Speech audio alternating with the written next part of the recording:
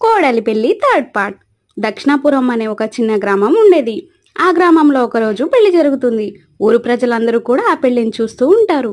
ఇంతలో సుప్రజ అనే ఆమె అక్కడకు వస్తుంది. ఆమె, పెళ్లి ఆపండి, మర్యాదగా పెళ్లి ఆపండి. అక్కడ ఉన్న వాళ్ళందరూ ఆశ్చర్యంగా చూస్తూ ఉంటారు. శకుంతల, ఎందుకు పెళ్లి ఆపమని చెప్తున్నారు? ఆమె, ఎందుకంటే సంయుక్త నా కూతురు, ఆ పెళ్లి నా ఇష్ట ప్రకారం జరగాలి కాబట్టి. ఏంటే, నీ కూతురా? మా వదిన చనిపోయిందని సంయుక్తకి తల్లితోడు కావాలని నిశ్చయించి మరీ ఈ పెళ్లి చేస్తున్నాము. కానీ నువ్వు నీ కూతురు వేద పుట్టిన తర్వాత సంయుక్తని వదిలేశావు. సంయుక్తని నేను తీసుకొచ్చి పెంచి పెద్ద చేసి నా కొడుక్కిచ్చి పెళ్లి చేస్తున్నాను. ఏ ధైర్యంతో ఇక్కడికి వచ్చి పెళ్లి ఆపాలని చూస్తున్నావు? ఇంతలో వరుణ్ ఆఫీసర్ అక్కడికి వస్తాడు. చూడండి, నిజ నిజాలు అనేవి మనం స్టేషన్లో మాట్లాడుకుందాం. ఇప్పుడు మీ మీద కేసు ఫైల్ అయింది కాబట్టి ఈ పెళ్లి జరగడానికి అసలు వీలు లేదు. ఇక అందరూ కూడా సరే అని స్టేషన్కి వెళ్తారు. అక్కడ అందరూ మాట్లాడుకుంటూ ఉంటారు. ఏమే కావాలని పెళ్లి ఆపింది, అసలు విషయం ఏంటో సంయుక్తనే చెప్తుంది, వినండి. ఆఫీసర్ గారు, నిజంగానే నాకు బలవంతంగా ఇష్టం లేని పెళ్లి చేస్తున్నారు. నేను మా పిన్నితో పాటు ఇంటికి వెళ్ళిపోతాను. దయచేసి నన్ను పంపించేయండి. ఆ మాట వినగానే అజయ్, శకుంతల ఆశ్చర్యపోతారు. సంయుక్త, ఎందుకలా మాట్లాడుతున్నావు? ఆమెను చూసి భయపడుతున్నావా? భయపడొద్దు, ఉన్న నిజాన్ని చెప్పు. సంయుక్త ఏం మాట్లాడకుండా అలా ఏడుస్తూ ఉంటుంది. ఇప్పుడు అమ్మాయి చెప్పింది కదా, ఇంకా మర్యాదగా ఇక్కడ నుంచి అందరూ వెళ్ళిపోండి. ఇక ఎవరి దారిన వాళ్ళు వెళ్ళిపోతారు. సంయుక్తని బలవంతంగా వాళ్ళ పిన్ని సుప్రజ తీసుకుని వెళ్ళిపోతుంది. ఇంటికి వెళ్ళిన తరువాత, మీ బాబు చేసిన పనికి ఇప్పుడు మళ్ళీ నిన్న తీసుకురావాల్సి వచ్చింది. ఆస్తి మొత్తం నీ పేరు మీద పెట్టించొచ్చాడంట. అదిగో ఆ మంచం మీద మూలుగుతున్నాడు చూడు మీ బాబు. ఇప్పుడు ఈ ఆస్తులన్నీ మా పేరు మీదకి రావాలి. అప్పుడు నీ చావు నువ్వు చావు. తర్వాత నీ ఇష్టం వచ్చిన వాడిని పెళ్లి చేసుకో. మంచంపై ఉన్న తండ్రి, సంయుక్త, ఆ పని చేయొద్దు, వీళ్ళు నన్ను బెదిరిస్తున్నారు, నువ్వు దయచేసి అలాంటి పని చేయొద్దు. సంయుక్త ఏడుస్తూ ఉంటుంది. నువ్వు సంతకం పెట్టకపోతే నీ తండ్రిని చంపేస్తాను. మర్యాదగా ఆస్తి పేపర్ల మీద సంతకం చెయ్యి. నాకు ఆస్తి పాస్తులు ఏమీ వద్దు, నేను సంతకం చేస్తాను. నాన్న, ఎందుకు నా జీవితంతో ఆడుకుంటారు? నేను ప్రశాంతంగా అత్తయ్య దగ్గరే ఉన్నాను కదా, నేను ఇంకా అక్కడే ఉంటాను. ఎందుకు చెప్పు నాకు ఈ బాధలన్నీ? కావాలంటే నేను మిమ్మల్ని తీసుకెళ్ళిపోతాను నాన్న అంటుంది. మీ నాన్నని తీసుకెళ్ళడానికి కుదరదు. ఎందుకు? ఆస్తి మొత్తం నేను తీసుకొని మొగుడిని బయటికి నెట్టాను అని చెప్పుకోవడానికా? అలాంటి పప్పులేమీ ఉడకవు. మర్యాదగా సంతకం చేసి వెళ్ళిపో. ఇంతలో పోలీస్ ఆఫీసర్ అక్కడికి వస్తాడు. ఇక మీరు పోలీస్ స్టేషన్ కి నడుస్తారా అని అంటారు. ఆ మాటలు వినగానే సుప్రజ, ఏంటండి ఇంటి దాకా వచ్చారు? ఏంటి నన్ను పోలీస్ స్టేషన్ కి రమ్మంటున్నారు? అప్పుడు వేద, అవునమ్మా, నేనే పోలీస్ ఆఫీసర్ కి ఇక్కడ జరుగుతుంది మొత్తం లైవ్ లో పెట్టి మరీ చూపిస్తున్నాను. ఈ రోజుతో నీ ఆట కట్టు. ఆ మాటలు వినగానే ఆమె చాలా కంగారు పడుతుంది. చట్టాన్ని మోసం చేయాలని చూసిన మిమ్మల్ని ఊరికే వదిలిపెట్టకూడదు. పదండి పోలీస్ స్టేషన్ కి. సుప్రజ ఏం మాట్లాడకుండా అలా చూస్తూ ఉంటుంది. ఆఫీసర్, దయచేసి ఆమెని వదిలేయకండి. ఇంకా ఎప్పుడు ఇలా చేయకుండా గట్టిగా వార్నింగ్ మాత్రమే ఇవ్వండి.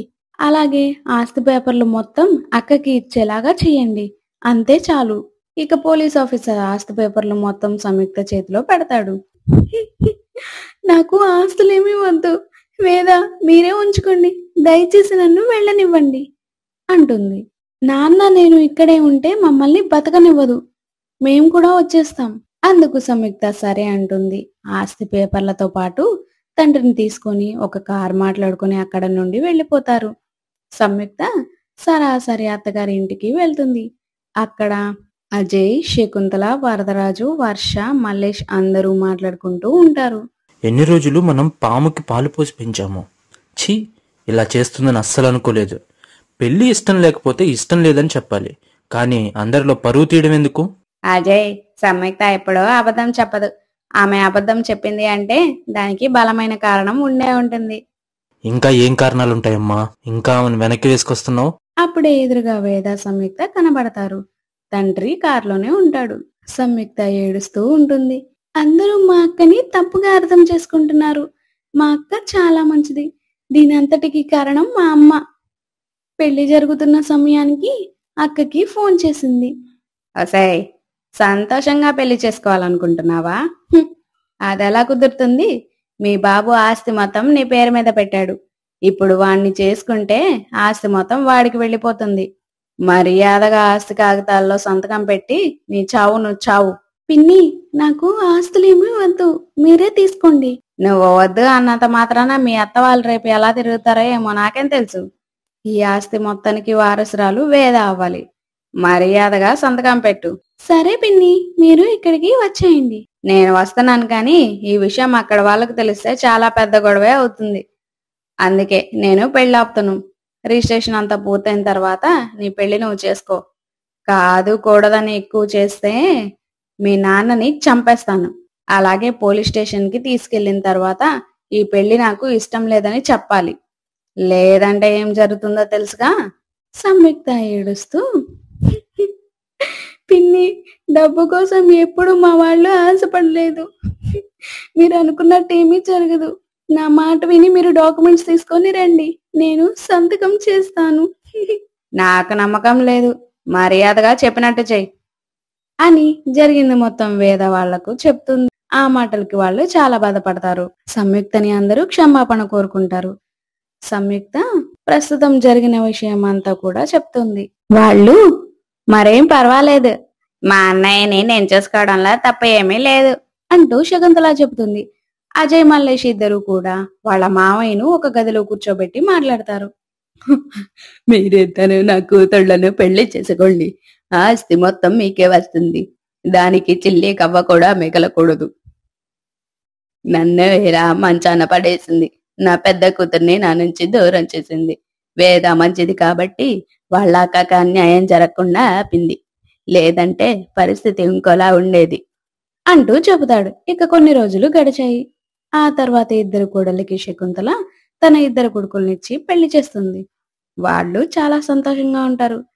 కానీ ఆ సంతోషం ఎక్కువ కాలం ఉండదు. ఎందుకంటే వాళ్ళ తండ్రి మరణిస్తారు. వాళ్ళిద్దరూ కూడా తండ్రి చనిపోవడంతో బోరున ఏడుస్తారు. ఆ సమయంలోనే తల్లి సుప్రజ అక్కడికి వచ్చి, బోరున ఏడవండి, ఎందుకంటే వీడు చావలేదు. నా చేతులతో నేనే చంపేశాను. నా పగ తీర్చుకోవడానికి ఇంకా చాలా సమయం ఉంది. మీ అందరినీ కూడా చంపేస్తాను. మీ కుటుంబంలో ఎవ్వరిని వదిలిపెట్టను. హహహహహ అంటూ పెద్దగా నవ్వుతూ కేకలు వేస్తుంది. వాళ్ళని పట్టుకునే ప్రయత్నం చేస్తుండగా ఆమె ఎక్కడ నుండి పరిగెడుతుంది. ఇంతలో ఒక కారు ఆమెను ఢీకొనడంతో ఆమె అక్కడికక్కడే మరణిస్తుంది. వాళ్ళు ఆమెని చూసి, ఎవరు చేసిన పాపానికి వాళ్లే శిక్ష అనుభవించాలి. భగవంతుడు ఎవరిని ఊరికే వదిలిపెట్టడు. అందుకే ఈ భగవంతుడు ఈమెకు ఇలాంటి మరణాన్ని ఇచ్చాడు అంటూ వాళ్ళు వెళ్ళిపోతారు. తదుపరి అక్కడ కార్యక్రమం జరుగుతుండగా అనాథ శవం లాగా సుప్రజని కొందరు మున్సిపాలిటీ బండిలో తీసుకుని వెళ్ళిపోతారు. చాలా సమయం తర్వాత శకుంతల విషయం తెలుసుకుంటుంది. ఆమె కోపంగా, ఆమె మరణిస్తే ఆమెను అలాగే వదిలేసి వచ్చారా? అసలు మీకు కొంచెం కూడా జాలి లేదా? మీరు మనుషుల్లాగా ప్రవర్తించరా? ఎంత వద్దు అనుకున్నా ఆమె మనకి చుట్టం కాకుండా పోతుందా? ఇదేమీ బాలేదు. అత్తయ్య, వాళ్ళని ఏమీ అనకండి. మీరే అంటూ ఉంటారు కదా, ఎవరి నుదుట రాత ఎలాగ రాసి ఉంటుందో అలాగే జరుగుతుంది అని. ఇప్పుడు అలాగే జరిగింది. మనం దాని గురించి ఎక్కువ ఆలోచించొద్దు అంటూ బాధగా లోపలికి వెళ్ళిపోతుంది. వేద కూడా చాలా బాధపడుతూ లోపలికి వెళ్ళిపోతుంది. ఆమెకు అలా జరిగినందుకు అందరికీ బాధగా ఉన్నప్పటికీ ఆమె చేసిన పాపాలు వాళ్ళకి గుర్తుకు తెస్తూ ఆ బాధను మర్చిపోయేలాగా చేస్తాయి. ఏదేమైనా కొన్ని రోజుల తర్వాత జరిగిందంతా మర్చిపోయి సంతోషంగా జీవిస్తారు. ఇలాంటి మంచి మంచి కథల కోసం మన ఛానల్ ని సబ్స్క్రైబ్ చేసుకోండి. సపోర్ట్ చేయండి, లైక్ చేయండి, షేర్ చేయండి. Thank you.